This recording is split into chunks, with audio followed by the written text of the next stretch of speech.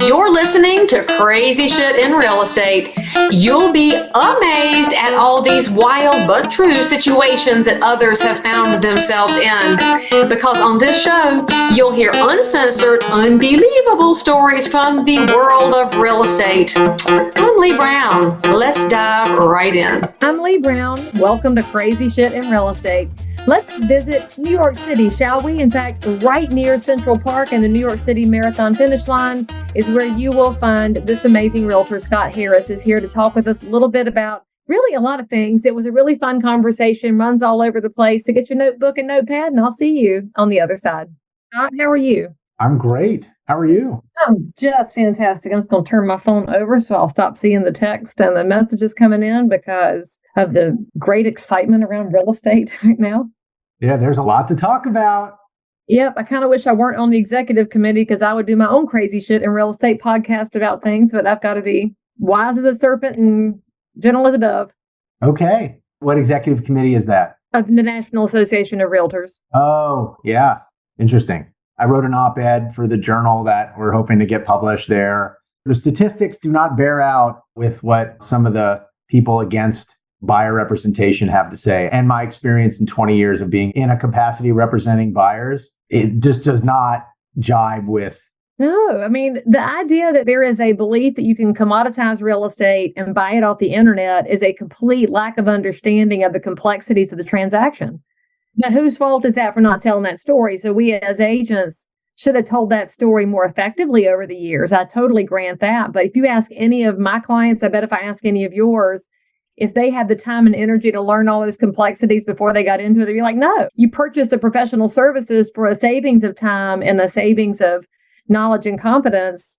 And I mean, the idiots on the internet, my favorite was, where's the guy that was in the New York Times today? He said, if commissions are lowered, this is my favorite, the price of every home will come down, jobs and wages will go up, tax revenues will increase, and people can move to better and more fulfilling jobs. Wait, what? I don't know how you get from one to the other. But you know what? That narrative is just not being questioned. And so it's craziness. But also in our businesses, we're working every day, juggling 1,000 balls, and we don't have the time and bandwidth to go fight with people who make bad statements in the New York Times. And so the narrative is hard to control. Well, I would say this. I looked into the statistics. The percentage of buyers who've hired brokers to represent them, who have brokers to represent them, is for people aged 25 to 44 is actually in the vicinity. It's north of 90%, 94%. They have no idea what they're doing.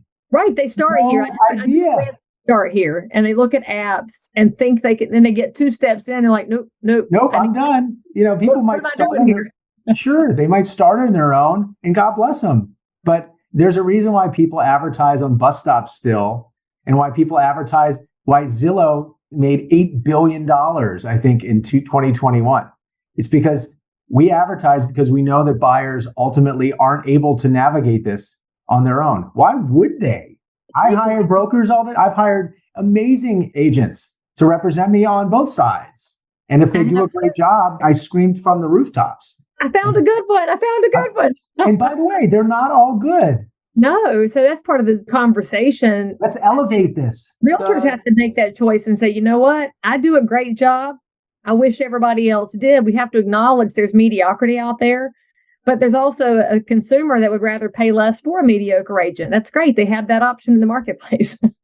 I guess, but you know what? My view is it's kind of like it's hard to argue what you can't ever quantify, right? Like people hire somebody mediocre or they hire a discount, whatever it is, they don't know what they could have saved on a transaction. Great point. And they don't know that they bought the wrong house because it's not always about the cheapest house. Is that the right house for you? Right. And location and floor plan. Hey, let me ask you a question. Do you watch any documentaries on Netflix? Do I watch documentaries on Netflix? Yeah, of course. So have you watched that new one they're talking about, that Chinese clothing company, Shein? No, I missed that. How old are your kids? I have a high schooler, a middle schooler, and a lower schooler. Is your high schooler a girl? Yes. She knows what Shein is. It's this super cheap. I always thought it was pronounced shine. Shein. Shein. And so they call I've it, seen the name. I just didn't know it was pronounced Shein. I didn't either till I watched the documentary, so now I can say it right. But I guarantee she knows it because they do fast fashion. Right. And it's talking about it's not great quality stuff, and there's all these hidden fees in it. And when you're talking about the price isn't the ultimate thing, all I can think about is fast fashion because they're knocking off designers and they're doing things really cheaply in sweatshops. And the person who's only ever owned crap has no idea that the designer's quality is stitched differently and the material has a different hand to it. And you're getting the intellectual property of that designer. And I don't think any of us know that when we're young. You kind of age into knowing that, man, I might want to pay a little bit more for this because I want the quality over time. But I may come in with real estate too, because the young people dominating that conversation about housing they don't understand why things cost what they cost and how values vary from place to place also comes from inexperience in the markets because there's an inexperience factor there. But there's this wonderful speech in one of my favorite movies, The Devil Wears Prada. I love that movie. Where the Anna Wintour character, the editor of the magazine, talks about what's Anne Hathaway's cerulean blue sweater. Oh, that's right. That it came from this. And it's like, oh, you think you picked it up off this rack and whatever, but you don't know that it came from this and through this. And then she like actually curates where that came from.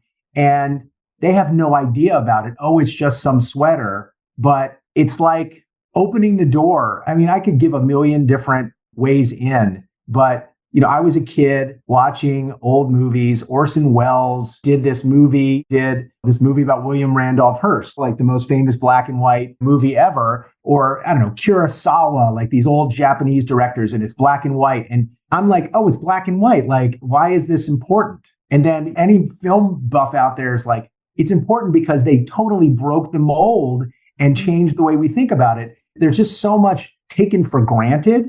I mean, look, I watch some of these reality shows. They talk about, oh, your budget's this. And you're like, nothing is real. Nothing can happen for that much money. And then you look at the finishes and you're like, oh, this is garbage. It's going to fall apart in like 5 seconds. Oh, my favorite is when they put in granite countertops and they make it out of 12-inch granite tiles for the bathroom floor. Like, that's not a granite countertop in any way, shape, or form. Yes. Oh, you're right about that. Okay, so what part of Manhattan are you in?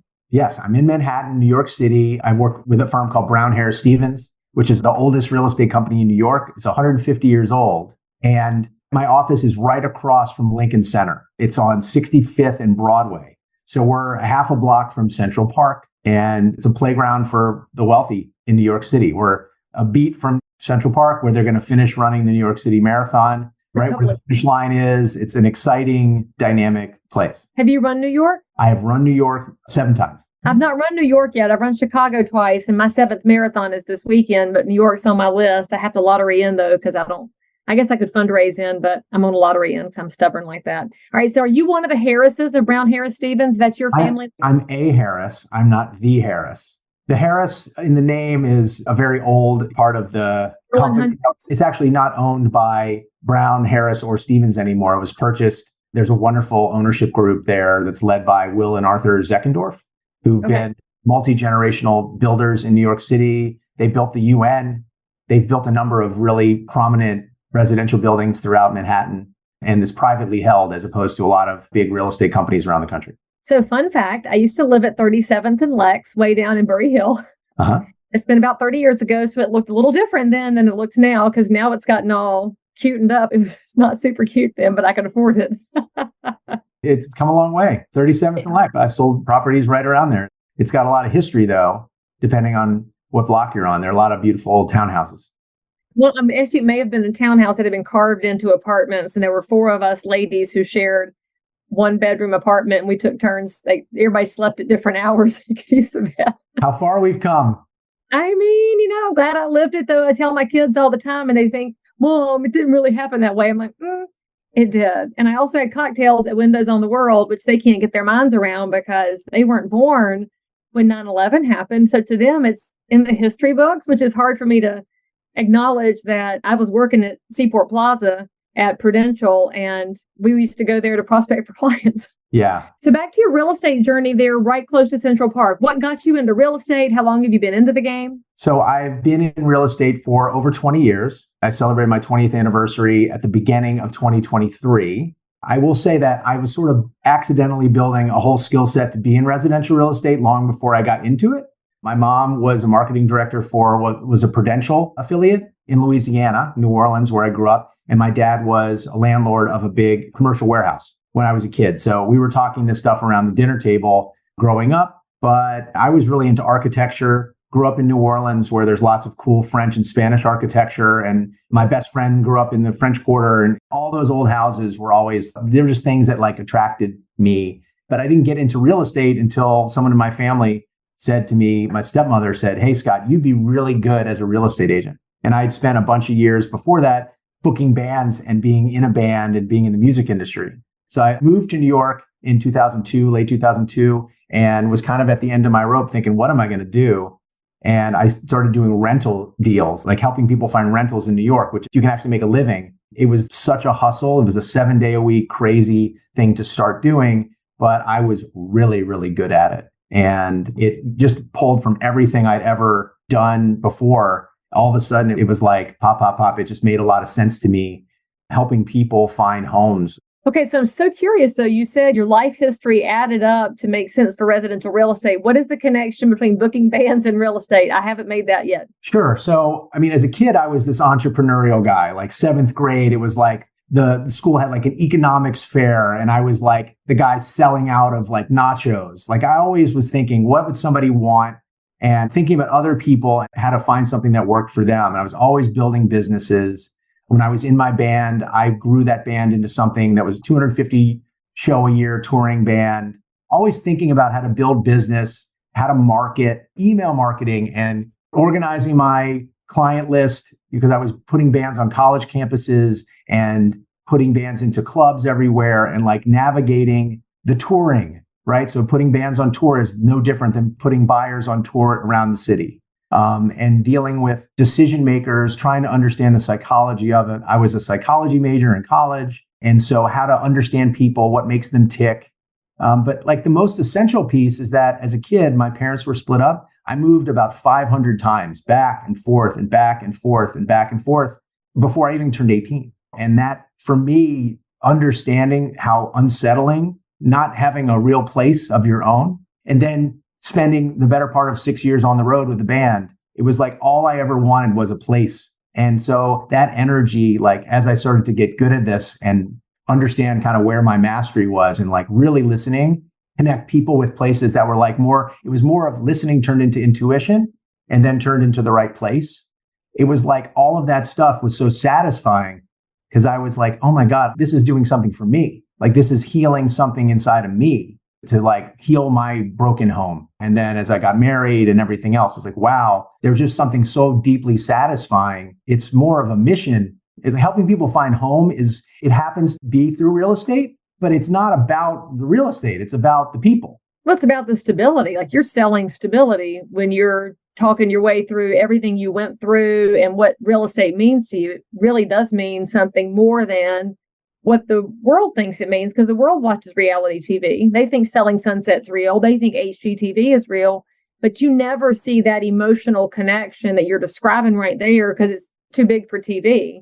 So I'm so curious, when you transition from rentals to sales, which is for a lot of people, it's an organic move. Did you feel like you had an advantage as a sales agent because of your rental experience, because it gave you the knowledge of all those buildings and communities around the city? Or what was the best learning experience you had in the rental side that translated to the sales side?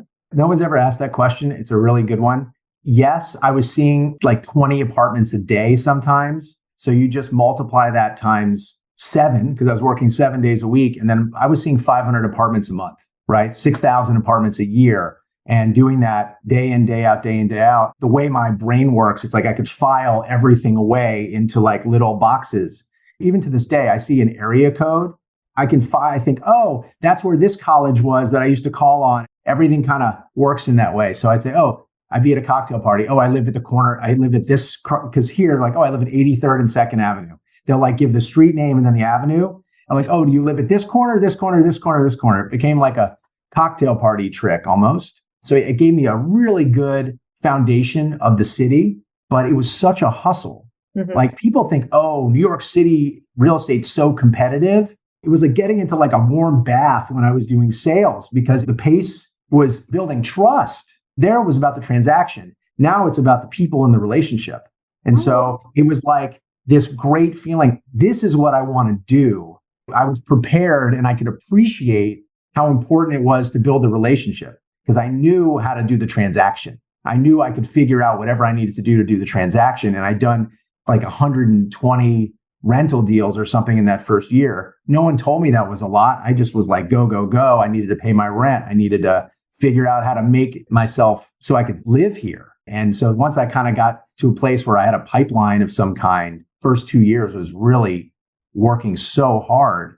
And it doesn't just come to you. But yeah, it helped me appreciate how valuable having relationships was. And like it was always, how do I nurture relationships and how do I help people in a more real way? Because that always led to more business. You were prepared to help them when you found them. I think what you're describing is you built muscle memory because you were able to see and learn and experience those things. So you built up the muscle memory, which built your foundation. But, you know, in the music business, you call that paying your dues. And I think my favorite artist of all time who probably paid more dues than anybody else was Alison Krauss. If you know her from the bluegrass world, Sure. She played so many years of really being unappreciated and unknown before she finally hits it so many years into her career. And she never complained about it because she said that built all the relationships that were glad to bring her back once she really hit her stride with Union Station.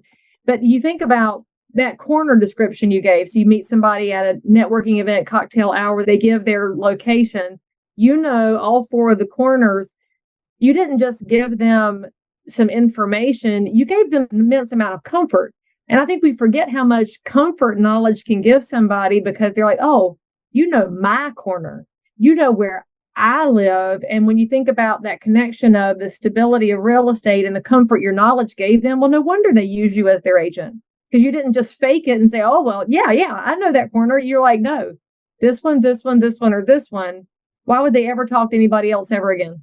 Yeah, there's market knowledge. I tell people all the time, if you have some free time, there's always something to do to learn. Like when I leave here, where am I going? I'm going to a new development on 86th Street on the east side that's coming up. You know, I can see it being built. I haven't been in there yet, and I want to see what it's about because I want to know what's going on. What's going on? I'm sitting here with my new construction magazine that just got dropped off to see if there's any neighborhoods that I haven't visited yet. And I'm 23 years in, you're 20 years in. You know, you can't stop learning. There's always something new that we're supposed to be aware of and can't even catch up with it, but you can try. I hear this sometimes that I'll be in negotiation with somebody on the other side of a transaction and say, well, I've been a broker for 30 years and whatever.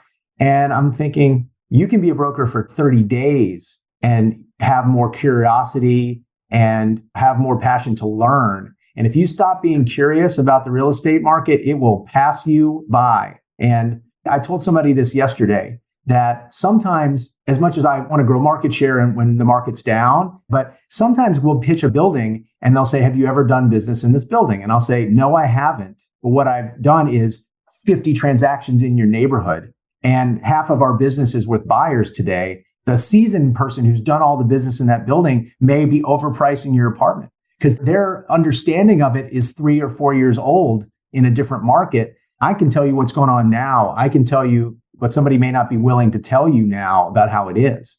And obviously, I want to have great foundational knowledge in every single property. And I do in these buildings. But at the same time, you have to approach relationship building and every property with kind of a fresh set of eyes if you can. Because real estate is at its core so multifaceted. So it's all of those things.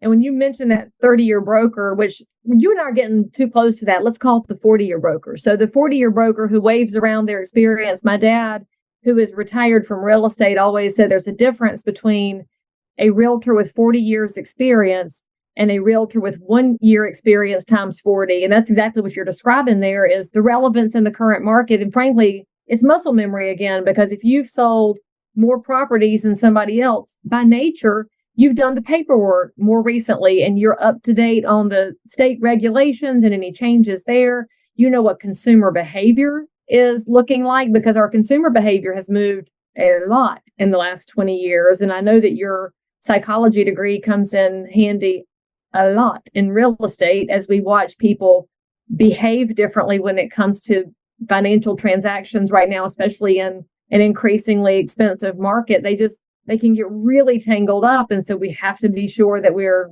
really current and relevant with our information. I like to say I'm kind of a therapist first. Without a license, there's an asterisk. I have a license, but not no. The rest of y'all don't have one. No. I worked for years when I first moved from my first company, which was called City Habitats, to the second company, which is called Corcoran, which is founded by Barbara Corcoran, who everybody seems to know.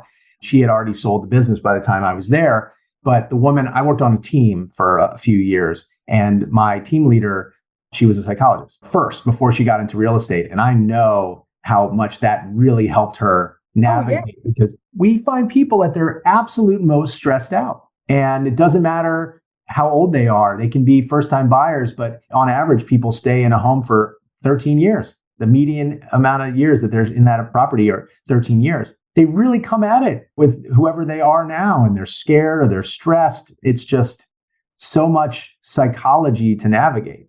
There is. I'm just being difficult because too many people call themselves therapists and counselors and don't have a license or a paper for that. So you can say, I don't have a piece of paper designated. We operate like them sometimes, and we understand their space because of what you're describing there. So just make sure, people, that y'all are advertising yourselves accurately. If you are remotely awake, then you know that we are heading into some really tricky economic times. We have home buyers that have put the kibosh on buying. We have sellers who have found out suddenly their houses aren't dipped in 14 karat gold. And as a realtor, you are still trying to keep up with the business you have and trying to answer questions in the meantime, while also managing sky-high fuel cost at the pump. Never fear, because my new video course is coming out right now, and it's called How to Dominate During a Recession. I've been a realtor for 22 years. My business went up every year during the Great Recession, and it's all because of education. This course is 4 modules. There might even be some bonus content for you. The price is $199. I am delighted to bring this out as quickly as possible because, friends, there's no time like the present to make sure our neighbors are stronger and we protect the American dream. Click on this link, www.dominatethisrecession.com, and I'll see you there. Now, back to this amazing content. Okay, so Scott, obviously we could ramble on for ages about all these ins and outs, but our show, of course, is the crazy things that we've seen in real estate. And if you listen to the show, some of them are sad, some are happy, some are crazy, some are scary, and some are just kind of heartfelt. So I'd love to know what you've brought to the show today that you've seen in conducting real estate, and what's that moment in New York City real estate? I think the moment that really created the most in New York uniquely compared to the rest of United States real estate market was COVID-19. That in New York, we were completely shut down for 3 months, and it threw our market off substantially. But I'm thinking about one particular buyer who navigated this. We started working together before, and we were in contract to buy a big penthouse in a new development on the west side of Manhattan. And this is not what a lot of New York City real estate agents do, but I rented an RV during COVID. My wife and our 3 kids and I drove from New York City all the way to New Orleans and back. That was what we did in the summer because I wanted to visit my family. We want to make sure before vaccines, we didn't accidentally get them sick, et cetera. And I'm driving through the mountains of West Virginia, and I get a call from this. And this is like a $15 million penthouse. So it was a big deal to me. And I was navigating. It took us about 3 months just to negotiate the contract in the first place. And they called me and said, Scott, we want to get out of the contract. They were completely worried that the New York City market was going to fall apart. And I heard them say that, and I'm behind the wheel of a 30+ foot vehicle, not wanting to drive off a mountainside. And I will say that I was just, okay, Scott, just stay calm here and say, okay, I understand. I asked them a few questions about what were they thinking about. There was just so much uncertainty. Right. And I will say, fast forward, they were thinking of all the ways that they could get out of it. I knew in their heart of hearts, this was their psychology getting in the way. I mean, these are super high power people doing big things in the world. Like, I don't kiss and tell, but these are people who know themselves. And yet even the most high performing people in the country, they all need somewhere to live and they want to have a place that represents who they are in that moment. And I knew that this was more turbulence than actually wanting to get out of the deal. So, okay, there's some construction, I put air quotes, construction defects that we had to fix, and all of the different ways they were thinking about how to put pressure on the developer to deliver the very best product. And fast forward about a year and a half, it was never about getting out of the deal. It was about feeling heard, that their concerns were heard. And ultimately, they closed in August about 2 years ago. And they said to me, I got an email from the wife. She said, Scott, this deal would not have happened without you. We are so grateful. Thank you for listening to us and just letting us work our way through this. So the unseasoned person might have just had a complete freak out, called the broker and said the deal's off. And then the buyers were going to lose probably a couple $1 million of their down payment. And then things would have maybe ended up in court, right? And it would have just gotten ugly. Rather, it was like, okay, I hear you. Let's understand what your concerns are. And this was really about them. I know some people say, oh, Scott, you were just trying to keep your commission. Of course, you're trying to keep this alive. But you know what? I know what they wanted. We looked at 100 apartments to see what the right space was, townhouses and big apartments. And this was perfect for them. And it was just, okay, let's work through it. And you kind of shrink that purchase price down to like $5 million. I've had buyer in the middle of COVID who canceled 3 different deals because they were so nervous that they just were not trusting people. We would get a contract out and they would walk away. An accepted offer and a contract out, they would walk away. And even at the end, I was managing their trust issues. They just thought everybody was out to get them. And when you've got $20 or $30 million in the bank and no one is telling you that you're acting out of this mistrust, I want to say you're acting crazy, right? But we'll go into that later, that no one's willing to tell them the truth. Hey, this is you. Your issues around trust are making other people not trust you, and eventually we found a beautiful apartment and it was a great deal. But boy, that one took even longer. That took 5 years to put it together because, again, the value of a buyer agent is to sort of be able to navigate through all of that. So I was not successful in that case, getting them to a finish line on 3 different deals. They would just walk away. But eventually we got there, right? What you're talking about is that the value of the buyer agent is as much emotional as it is transactional and the mechanics of the deal. And I'm trying to think here if we ever really hear training for brand new agents that reminds them not to knee jerk, because we see that all the time, especially when agents are in between the 2 pressure points of the listing agents yelling and their clients are yelling, and then they pop off, when really that patience of saying, let's think our way through this. Let's make sure this is really what you want to do and how you want to be perceived, help somebody make that really good decision for the future. But popping off is, well, I tell my teenagers that all the time, that it's never going to solve something when you knee jerk.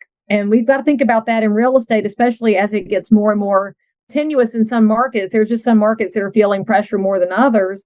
And the client needs to think through the long-term implications. But I love the other thing you actually kind of mentioned there is how hard it might be for somebody to tell the truth to somebody who's wealthy, because maybe they've got a perception in their mind that that person is somehow different than they are because of what's in their bank account. But humans are humans, and we all crave trust, and we all crave somebody to trust. That honest feedback is probably one of your most critical characteristics as a buyer representative, because you've got to be able to say to them, I always use my dad as an example, because the question he trained me to ask was, do I have your permission to be honest with you?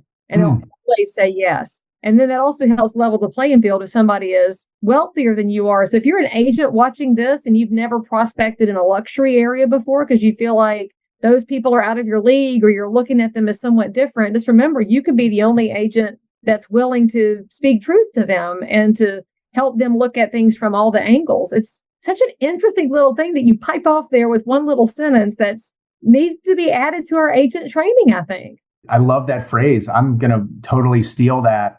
Do I have permission to be honest with you? I sometimes will tell agents, look, if you're having a hard time wrapping your head around this, just take away a 0. Take a 0 away, just remove a 0. I'll steal that. You can have my dad's question. I'm stealing the zero thing. Just take away zero. And the other, I guess I'm fond of movie quotes, and I'm also fond of butchering movie quotes. So the other one is in Notting Hill when Julia Roberts' character kind of shows up at Hugh Grant's doorstep. And she's like, look, I'm just a girl standing in front of a boy, hoping that she'll love him. I'm sure I'm butchering the quote, but the idea is like, it doesn't matter how much money you have in the bank. At the end, you're looking for a house that you love. And all I want to do as their representative is make sure that we make it happen. And people will say, oh, if it doesn't work out, I'm not going to be upset. And they're protecting and protecting and protecting. And then if you lose the bidding war or you fumble it, you watch out how quickly they're going to blame you for not making it happen, for not telling the truth, for not saying, look, we need to step up here. We need to do this. I strongly recommend that we do X, Y, or Z. You've got to be comfortable in the seat of being the advisor and not just the order taker, right? Yeah. Well, would you like another one of my dad's magic questions for that? Come on, let's bring it. Oh, you're ready for it. Huh? So my dad told me to ask this in multiple offers, and it was, will you throw up if you lose this property over $1,000? And it's such a visceral reaction that people have to that, but he needs them to, again, break that wall down so they can decide. And I've heard people that like, well, actually, if I lost it over $1,000, I would throw up. I'd be angry. I'm like, okay, if that's the situation, then we change your bid because losing it over $1,000 sucks. Now, what if you lose it over 10? Oh, I won't be upset at all. Okay, then now you've set your own parameters. And so it's less of us being pushy or used car salesmen, as we're often referenced, and more about helping people navigate it themselves by using good questions and good language, which is what a good real estate professional does. Yeah, I think in my case, I have to add a zero in those conversations, right? Because we're talking. I work with normal people. You work with penthouses. So you can say, would you be upset if you lost it over 50,000 or 100 or something like that? I can't really think about those numbers, but that's okay. That's why we have different markets in the U.S. By the way, there is no national real estate market. This is the example of why. There you go. Yeah. And by the way, there's so many times when I tell people, I could point out 100 emails in the last week where I'm like, that's not for you. I know you. That's not your place. That's not going to be for you. You don't like it. And it's because any number of reasons why it may not be a good fit, but I've seen it. It ain't your place. And that's okay. And the more you say no, sometimes the more you're going to be trusted because I'm not just trying to make the sale. Like it's just too long. These relationships I'm building over years and years and years. And if it ain't this one, it's the next one. I think they should teach meditation in new broker training. My gosh. It wouldn't be a bad thing. The tendency, the text message back and forth, and like they get sucked into these back and forth conversations. And so often I'm like, what's a phone call? What's a real-time conversation? Information's great. But there are so many times you're like, I'm just going to put this to bed. And there are like ways to snooze your emails so you're not staring at them, like itching you so that you have to answer them. Like I'm doing this tomorrow morning with fresh set eyes. Right. When they get the best of you so that you can give them the best of what they're looking for, which is the end goal. Yeah. Or look, sometimes some buyers or sellers, they're just not open at certain times of the day. I've had sellers who are really in bad shape at 6 o'clock at night. And I've had some that are more open at 6 o'clock at night. Same goes for the morning. Sometimes people have their coffee and they want to bite your head off. And sometimes they've had their coffee and they're like more open. Good morning. Hey, how you doing? I'm ready to listen to you now. All right, Scott. So if somebody's looking for an amazing professional in New York City, right there near the finish line, how do they best find you and your services? Okay.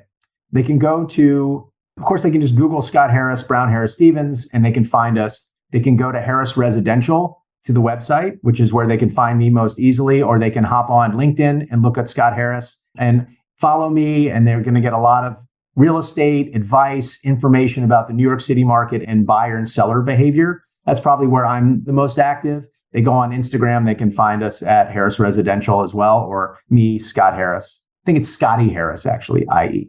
But those are Scotty, like the dog? Yep, like the dog, IE. Do you have a Scotty dog? No, but we had a Schnauzer growing up. That was as close as we got to Scotty dogs. But my mom always used to buy me the black Scotty dog stuff. That was fun to have as a kid. Oh, well, that's one of the tokens in Monopoly. So I think there's a whole new marketing campaign that you could be building around Monopoly being real estate, the Scotty token. I've never put this together.